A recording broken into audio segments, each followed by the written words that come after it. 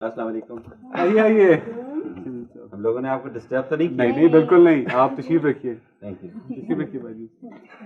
اصل میں ہم لوگ اس لیے حاضر ہوئے تھے کہ وہ معافی مانگ لیں. اس دفعہ پھر ہمارے ایک آدمی نے آپ کے وہ فروٹ کا ٹوکرا گرا دیا. I am very sorry. ارے وہ تو ہم لائے ہی آپ کے لیے تھے. بہت بہت شکریہ جی. Very nice of you. بہت شکریہ بہت جی. تکلف کیا, اس کی ضرورت تو نہیں تھی. بھابھی آپ نے ہمارے لیے اتنی تکلیف کی تو ہم نے بھی سوچا کہ آپ کو فروٹ باسکٹ دے دیں. بھائی اسی بات پہ کل کا لنچ ہماری طرف سے. نہیں جناب, بالکل غلط.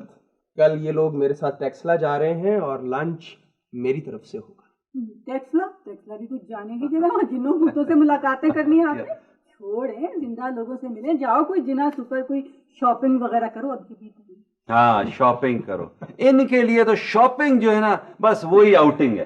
اچھا ڈانٹنا شروع کر دیا, موقع ملا تو. اچھا میں بتا دوں ان کو, آپ نے وہ کہانی سنی ایک مکھی چوس اچھا شوہر پھر ہوتا ایسا تھا. کرتے ہیں کہ کل اگر دوپہر کا لنچ نہیں تو رات کا لنچ, مطلب ہے مکھی چوس شوہر یعنی مطلب ہے رات کا.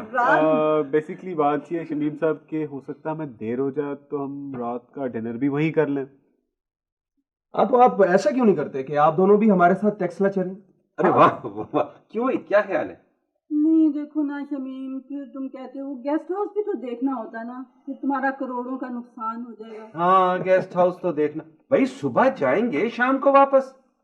اچھا چلو ٹھیک ہے. اور وہ بھی ساتھ جائیں گے جو فروٹ باسکٹ لائے تھے. ہاں جی وہ تو ضرور جائیں گے, اور فروٹ ہماری طرف سے.